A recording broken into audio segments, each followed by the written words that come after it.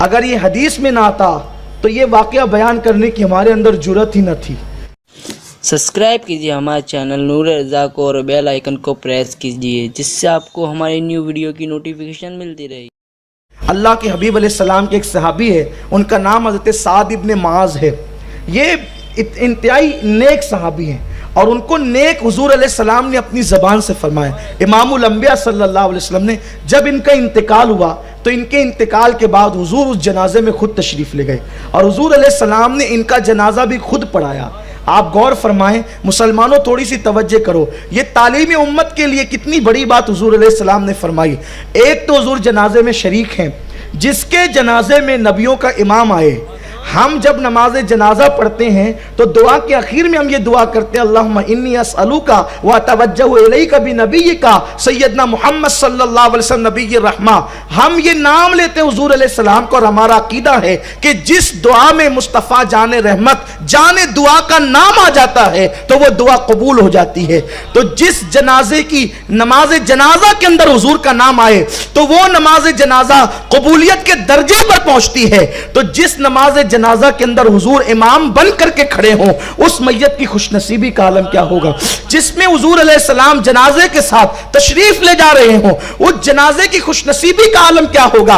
लोग जनाजे के साथ हुजूर अलैहिस्सलाम के नाम का विर्द करते जाते हैं, ला इलाहा इल्लल्लाह मुहम्मदुर रसूलुल्लाह लोग पढ़ते हैं, इसलिए कि नाम मोहम्मद की बरकत से अगर मैयत अजाब की मुस्तहिक हो तो अल्लाह ताला इससे अजाब दूर फरमा दे। इसीलिए तो हम कलमा पढ़ते हैं। लेकिन आप देखें, हुजूर उस जनाजे में शरीक हैं, हुजूर अलैहिस्सलाम ने नमाज जनाजा पढ़ाई है और उसके बाद हज़रत साद को कब्र में रखा गया।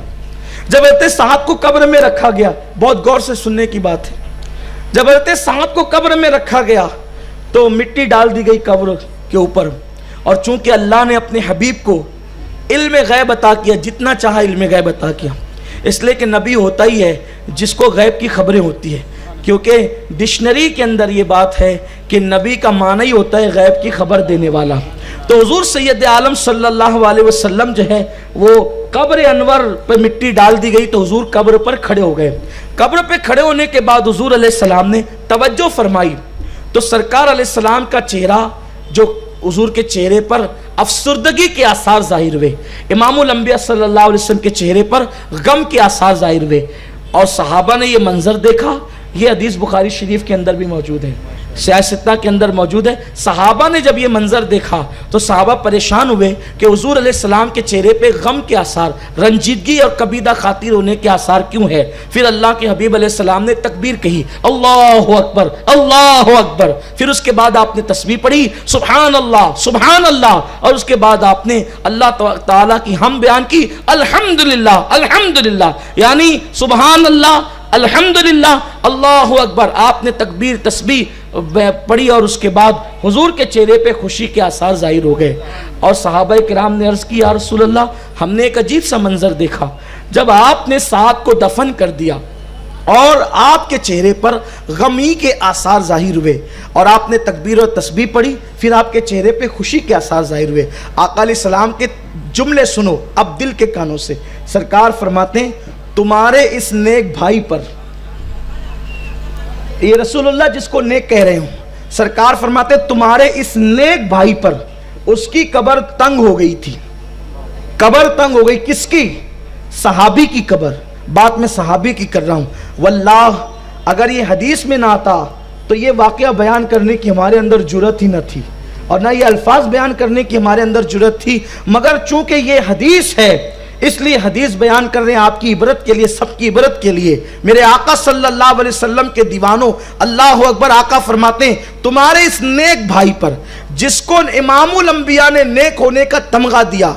हमारा ईमान है अगर हुजूर अलैहिस्सलाम किसी रास्ते चलते हुए चोर के बारे में कह दे कि ये नेक है तो अल्लाह तबारक व तआला उसी पल उसको नेक बना देगा, क्योंकि तुम्हारे मुंह से जो निकली वो बात होके रही।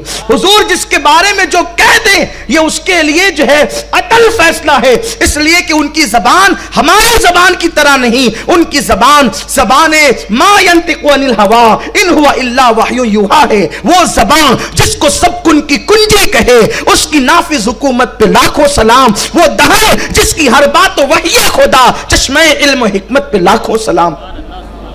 जो रसूल किसी पापी के बारे में कह दे ये नेक है तो वो उसी पर नेक हो जाए।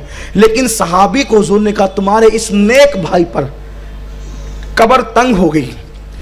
तो मैंने जब कब्र को तंग होते देखा कि कब्र उनको दबा रही थी, कब्र तंग हो रही थी, मैंने कब्र को तंग होते देखा, तकबीर पढ़ी, तस्बीह पढ़ी और हम्द पढ़ी, तो उसकी कब्र कुशादा हो गई। इससे तो एक सबूत ये मिल गया कि बाहर वाले जो अल्लाह का जिक्र करें या नेक काम करें उसका इसाले सवाब कब्र वालों को मिलता है। ये हुजूर अलैहिस्सलाम की हदीस से साबित है। लेकिन जो दूसरा अहम नुक्ता, इस हदीस का जो मेन नुक्ता है वो ये है, हम हमेशा इसको इसाले सवाब के बाब में पेश करते हैं और ये है भी, लेकिन इसका जो पस मंजर है और इसकी जो तशरीह है वो ये है कि हजरत साद जैसा सहाबी जिसको मेरे आका नेक कहें, जाने अबरार, जाने इस्मत, जाने इबादत, जिसको नेक होने का लक़ब अता करे, ये मालूम करे कि उनकी कब्र तंग क्यों हो गई थी, उनकी कब्र की तंगी की वजह क्या थी। तो हदीस पाक दूसरी हदीस में उसकी तर्जुमानी ये है कि हजरत साद बकरियां चराते थे, हजरत साद बकरियां चराते थे, और जब आप बकरियां चराते थे तो लाशऊरी तौर पर आप अपने काम में मसरूफ रहते, और बकरियां जब पेशाब करती तो पेशाब के छींटे आपके ऊपर आते और आप मसरूफियत की वजह से लाशऊरी तौर पर पेशाब से बच नहीं पाते थे। तो मेरे आका सल्लल्लाहु अलैहि वसल्लम ने फरमाया ये था तो बड़ा नेक, लेकिन ये पेशाब के छींटों से नहीं बचता था, इसलिए अल्लाह ने इसकी कब्र को तंग कर दिया। ये इमामुल अंबिया के बोलने का अंदाज है, सरकार के फरामीन का ये एक अंदाज है। हुजूर हमें पैगाम दे रहे हैं, सहाबी हजरत साद जैसा सहाबी, अल्लाह अकबर, अगर लाशऊरी तौर पर बकरियों के पेशाब के छींटे से न बचे तो मेरे आका फरमाते हैं कि अल्लाह ने उनकी कब्र को तंग कर दिया, सिर्फ इस बुनियाद पर। तो अब आप अंदाजा फरमाएं, जो लोग खुद अपने पेशाब के छींटों से नहीं बचते,